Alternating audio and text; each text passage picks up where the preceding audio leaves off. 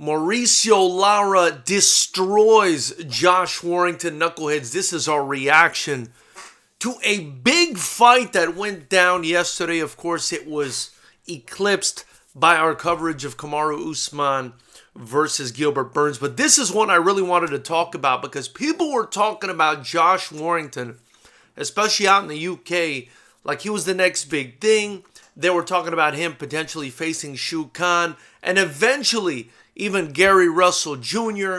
and continuing with his undefeated record and potentially becoming one of the best fighters in British boxing history. I mean, this is the kind of stuff we were hearing from his side, and all of that got derailed and went by the wayside when, for whatever reason, Destiny chose Mauricio Lara of Mexico to be Josh Warrington's opponent. And this was a tough guy that just was not going to go away. Just 22 years old. I believe they say he'd been sparring with Navarrete, and he's a very heavy-handed guy, and he showed that in the fight with Josh Warrington. A guy who's tried and true. I was very surprised by the result. I mean, I didn't know much about Mauricio Lara. I just heard he was dangerous. But man, it's almost like you could see this coming. People kept saying this is a dangerous guy. It was very much an Andy Ruiz, AJ Part 1 situation here. Where, they picked this kind of guy that they thought maybe had no shot. And they came out with the biggest shock of their lives. Josh Warrington, man, look, this is what I want to say about it. More than anything, my takeaway after having watched the fight, Josh Warrington should have boxed in this fight. Mauricio Lara, congrats to him. Just 22 years old, showed big power, but very stiff, and his footwork is just not that great. And, I just felt like Josh Warrington could have boxed and made this fight a lot easier on himself. For whatever reason, though, the warrior in him just didn't allow him to do that. He decided to go, toe-to-toe, blow for blow with a man 8 years his younger and paid the ultimate price. I believe it was in the fourth round. He got cracked. His legs went from that point on, and it's almost like he just could not recover. It seems that he was concussed in the fourth round. And somehow, I mean, this guy is such a warrior, right? You got to give him this. Somehow continued to fight to the ninth round where he got really touched by a big shot. I believe it was a right hook and knocked out.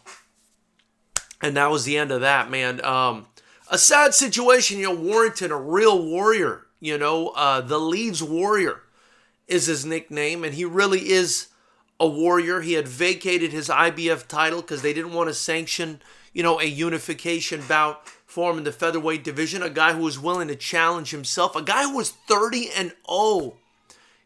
Had beaten Lee Selby, had beaten Carl Frampton. A guy who's very entertaining to watch. But I think he got a little careless here. I mean, he's a veteran. He's 30 years old. He should have known better than to stand in there and fight this guy's fight, right? The only chance that Lara had to beat him, in my opinion, was a slugfest. That's exactly what Josh Warrington opted for. I'm not sure why he did that, but perhaps, it's just his instinctual way of fighting. And, we've seen it before. We saw it in the Carl Frampton fight. I mean, the first round, he just, right off the bat, he started going to war. This is what this guy is. So at the end of the day, it's a tough loss. It's a tough pill to swallow. He vacates his IBF belt. He takes on this guy, trying to pave the way to a unification fight, or trying to pave the way at least to determine who the man is at featherweight. Gets destroyed by Abel Lara. And now, all those options, Gary Russell Jr., Shu Khan, Leo Santa Cruz, whatever, all those options are out the window now. Now, I believe he's going to have to go for another Mauricio Lara fight, for a rematch to try to get that loss back.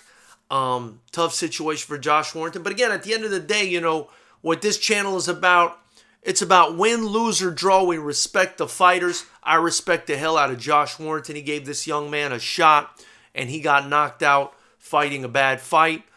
I think strategically, but he got knocked out. He's a warrior, and still much respect and much love to him. And I look forward to seeing what he does next. My question to you guys is, do you think he takes the Lara fight next? I mean, I think he should. I think he's going to want to get that back. And if he does he win that fight? Leave your comment below. Then smash the like button. Don't forget also to hit subscribe and the bell notification icon next to it. And if you want to join the channel and help me grow the channel and the promotion, give all these young fighters the opportunity to compete and build their careers, I'd appreciate that. Finally, get your Fighters Rep gear in the link below.